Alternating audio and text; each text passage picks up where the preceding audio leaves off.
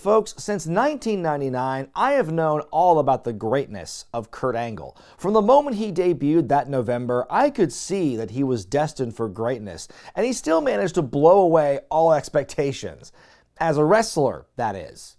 Unquestionably one of the best of all time. As an actor, though, no golden awards for him anytime soon. It's time to turn the clock back to the early teens with 2011's River of Darkness, a thriller starring Angle, Kevin Nash, and the oddly billed Psycho Sid Vicious. In it, Kurt plays a small-town sheriff who has to investigate a series of strange and grisly murders, and what he discovers could shake the community to its core. This movie wasn't Kurt's first acting gig. That actually came 2 years earlier with another thriller in Endgame, which I have to admit I'm kind of glad to be avoiding right now. Like Endgame, which was also made by North Shore Productions, River of Darkness came out during the height of Angle's run in TNA, referred to today as the peak Angle era. You see, a lot of fans refer to this time in Kurt's career as the Perk Angle era, due to his very public problem with painkiller addiction at the time, which he has since recovered from. But Kurt recently said he doesn't like that term being used, so out of respect, a lot of fans have now called it the Peak Angle era, due to all the great matches he was putting out in TNA, while also suffering a big painkiller addiction. Dress it up how you want, there's no getting around that part, sadly. But the only thing more egregious than TNA allowing Kurt to wrestle in the shape he was in, or allowing him to take part in this movie, are all the variants of cover art that were made for it. The main one is bad enough, where someone took Kurt's head off a promo pic and slapped it onto some guy in a flak jacket holding a rifle. There's also a spooky face in the sky, and some boat coming upon a young girl in the water. 3 particular images you will not be seeing in this film. How about this one? Another bad Kurt Photoshop, a boat chase, and lots of explosions that definitely do not occur, and the line featuring the stars of TNA. Yes, who can forget that epic run Sid had in the Impact Zone? I get it though, he worked just about everywhere else. Call it the Mandela effect. Then there's... Oh, come on, what are we doing here? Something that concerned me going into this is that writer and director Bruce Kohler was also the lead cinematographer, the editor, and a producer of this picture.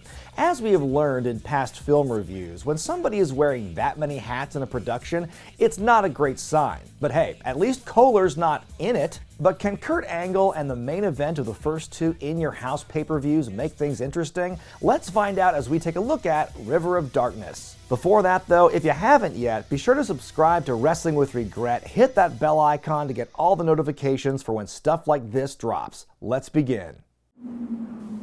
I was asked to leave college today. Ooh, tweeted about Palestine, huh? Although I didn't kill my friends, the university found me directly responsible for their deaths. Oh please, amateur stuff. So forget about this lady for a while as we go on to something else, a waitress who's rolling a joint before she gets off her shift. Don't concern yourself with this dialogue, the blonde lady is dying soon.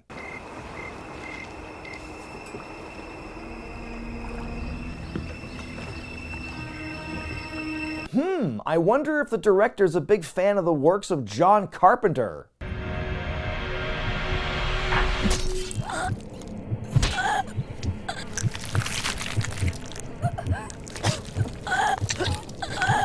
Yes, wonderful. Let us know right out the gate where this movie stands on practical effects. After the opening credits, we get right to business as Sheriff Will Logan, played by Angle, arrives on the scene. Sweet Mary and Joseph. Wow, these Halloween decorations get more intricate every year. Who would do something like this? Lily, the head waitress, told me that Amy's shift ended at 11 last night. She just went home as usual. That was the last time anyone saw her alive.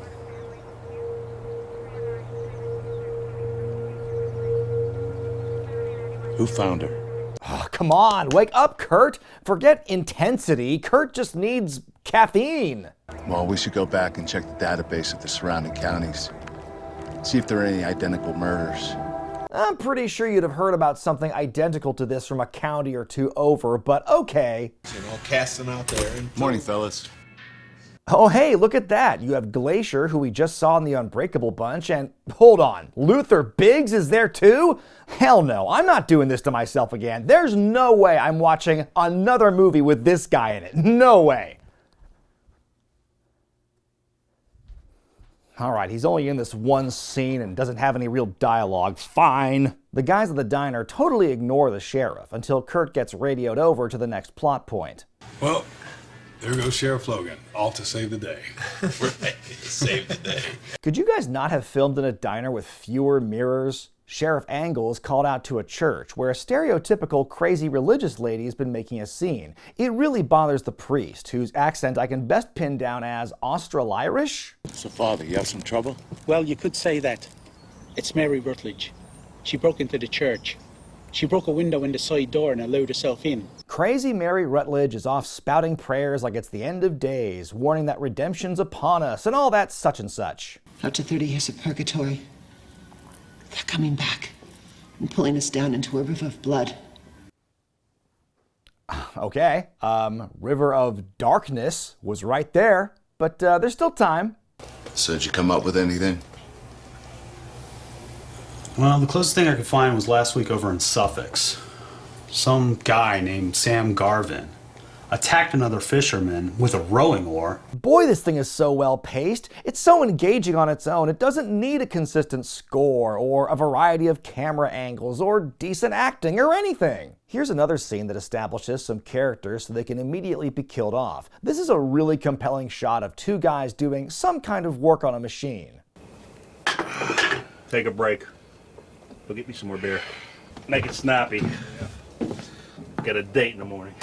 And I'm gonna wear my bestest cap. The best death scene in the movie comes in 3, a 2, a 1.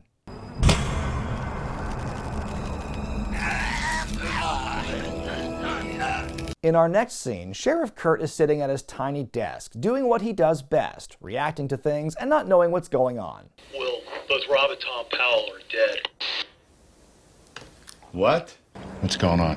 What are you talking about? What the hell is going on around here? Who would do something like this? I don't know.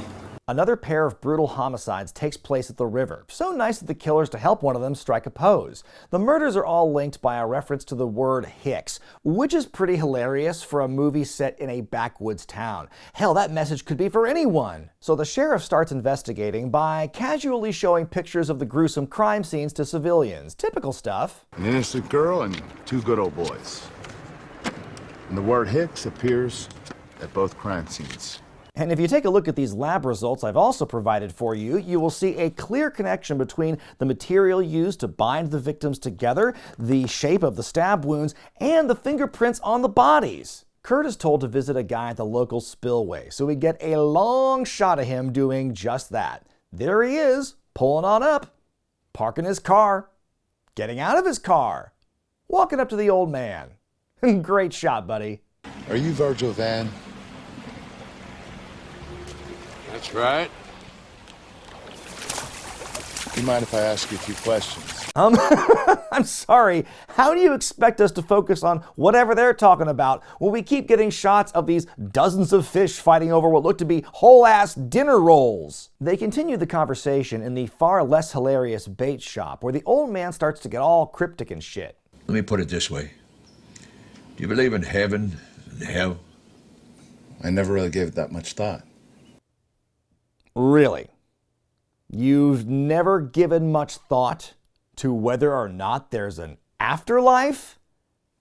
That might be the most ridiculous statement in this movie, and there are a lot of those. Old Man Virgil explains that 30 years ago, a man named Harvey Hicks was run out of town, and that an explanation into the murders begins by looking into his story. It seems to me that you have 2 rivers to navigate. A journey to the past and a journey into darkness. Damn it! Y'all were so close that time. You even got both of the words in there. So Kurt and his deputy come up to the cabin where Harvey Hicks lives. They're confronted by an old man with a shotgun, and rather than law enforcement, commanding him to drop his weapon or anything, they just have a normal conversation? We're looking for Harvey Hicks. Harvey Hicks. Never heard of him. You know where we can find him? If I never heard of him, how are you gonna find him? Then they turn their backs to him? Holy shit! This isn't even an example of white privilege, it's just bad writing. Back at the diner, Kurt's really enjoying his turtle soup. It's practically the most he emotes all movie. More coffee, Sheriff? Yeah, please. Thank you. Welcome. This is great turtle soup. Oh, thank you. In slides Clark, played by Glacier, who starts asking the sheriff questions about the case. It's here we finally learn how these two guys are connected. It's not like it's a real investigation or anything. Are you still sore because I won the sheriff election? Hang on, so did the guy run for sheriff, lose, and then become a cook at a diner? Is that how elections are run there? I mean, you know no one from around here is capable of killing people like this. I've seen a lot of shit in this world. You wouldn't believe what people are capable of doing. Yeah, like shooting giants with tranquilizer darts and shaving their hair or kidnapping people's girlfriends? Wild shit. Clark wants Logan to put their differences aside and work together to solve the murders and protect the town. He talks about the legend going around of the Jacobs boys, who were apparently killed off by Harvey Hicks and his crew 30 years ago and are somehow back for revenge. Logan doesn't believe the story, so of course our next scene shows another vicious murder.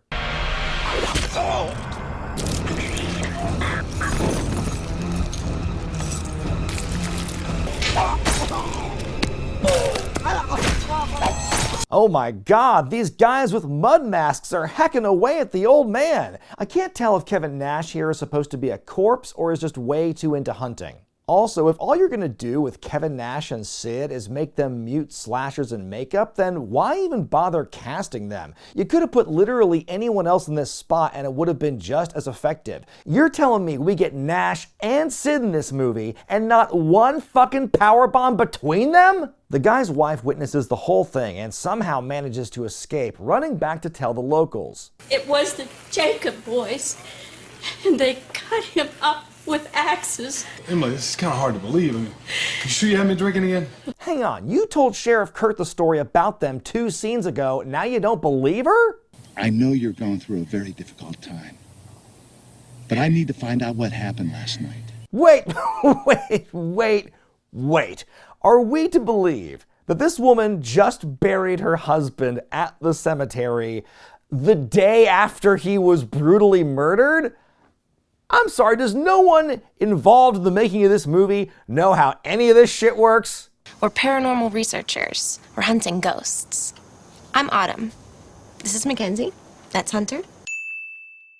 Hey, remember that girl at the beginning of the movie? I sure didn't when these folks showed up.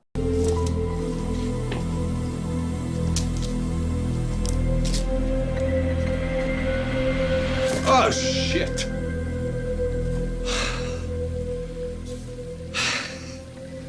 Hello, Sheriff. Now that was a very necessary and deserved jump scare. Attempt. Back at the bait shop, the old man finally provides more information, confirming the story that Glacier mentioned about the Jacobs boys, a group of squatters living near the river of alleged darkness. They never really bothered anybody. They were just different.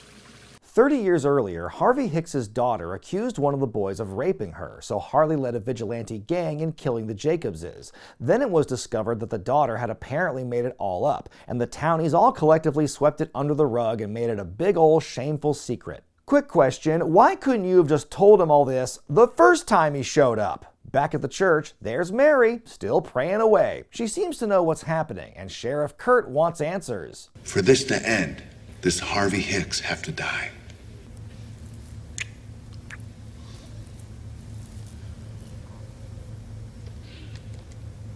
God help this town. Oh, I hate this. Come on, Kurt. I'm a big fan of yours, but this sucks. It's true. Whoa, how'd it take me this long in the video to make that reference?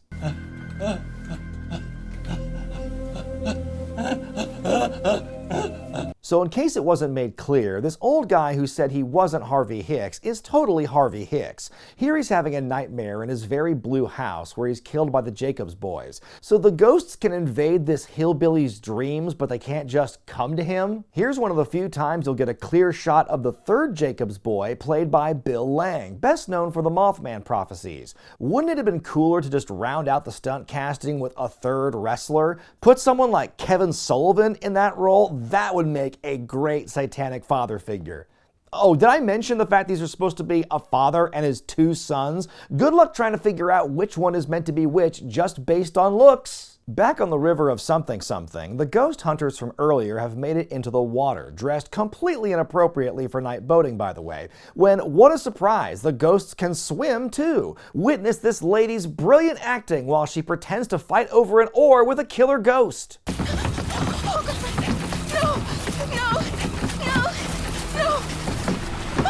Elsewhere, a mother peels potatoes in her poorly lit kitchen and lets her child go out to look for night crawlers. What the hell? Does she not know there's people getting killed out there? Hasn't Sheriff Kurt been showing the pictures of the crime scenes to everyone in town by now? Over at the local watering hole, some of the townies are complaining about the sheriff's lack of progress in solving the murders.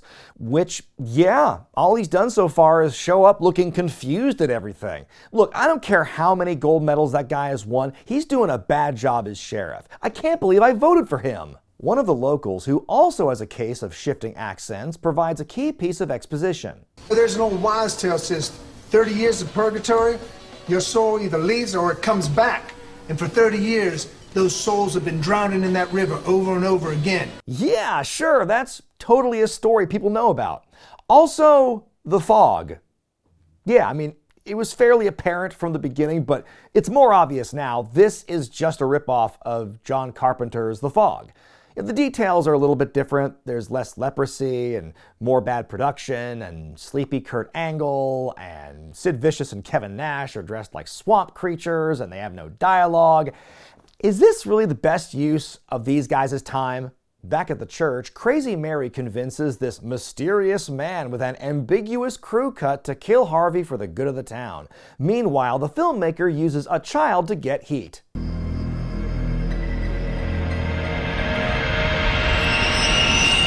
After more bad acting from Deputy Caleb, we find out that the little girl has died off camera, and now everyone's more pissed at Sheriff Kurt than before. He refuses to let state police get involved, which, again, I don't think is how this works. I mean, when's this gonna end, Will?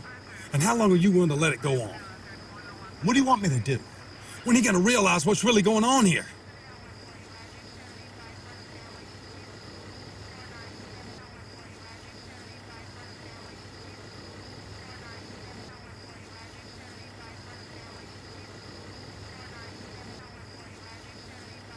Echo Bridge Home Entertainment, the entertainment alternative for what the world wants to see. Clark Glacier decides to take things into his own hands. Then we go back to Harvey, who wakes up from another nightmare and seems to be lost in his own house when suddenly...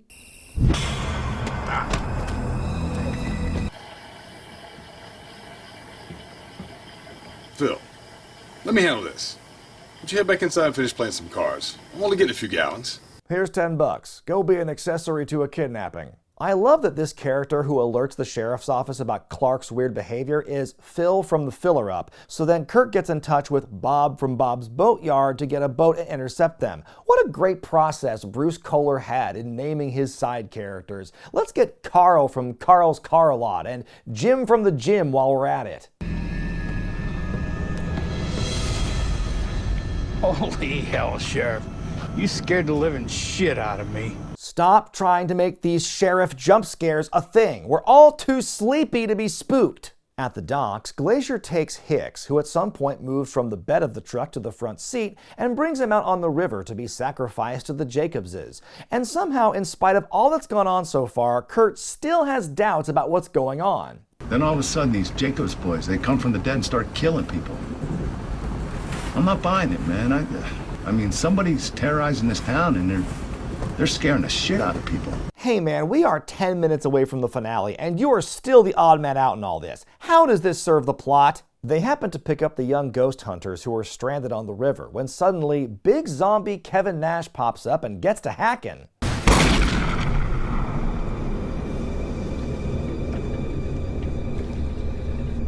Already dead. Man, even as a corpse, Kevin Nash still has that charm. Kurt and Kevin get into a scrap where the latter of the two can no-sell a bullet but still feel the pain of a knife and get choked by a noose. Oh, and he can teleport too. Again, what's stopping these guys from just killing Harvey whenever they want? The sheriff goes back on the bridge where Bob from Bob's Boatyard heard none of what went on outside. Keep an eye out for one of those old pylons. We'll try to tie up to that. Hey, wasn't that like 30 years ago? You think those things are still out here? Dude, what is your accent? You did not sound like that 5 minutes ago. Glacier's gang is ready to send the boat out to Jacob's Island when they're stopped by Sheriff Kurt. And what the hell is Harvey Hicks doing floating in that dinghy? Well, I'll tell you exactly what I'm doing. I'm doing your job, Sheriff. What I see is someone committing a federal offense. You know that kidnapping is a federal offense, right, Clark? Yeah, well, so is letting your townspeople die. Hey, I dare you to get the two of them in the same shot. Suddenly, the Jacobs boys emerge once again. Glacier sends Hicks to his doom, while Kurt just lets him do it. But just before the ghosts can start swinging their axes... And I rod and I staff, they comfort me.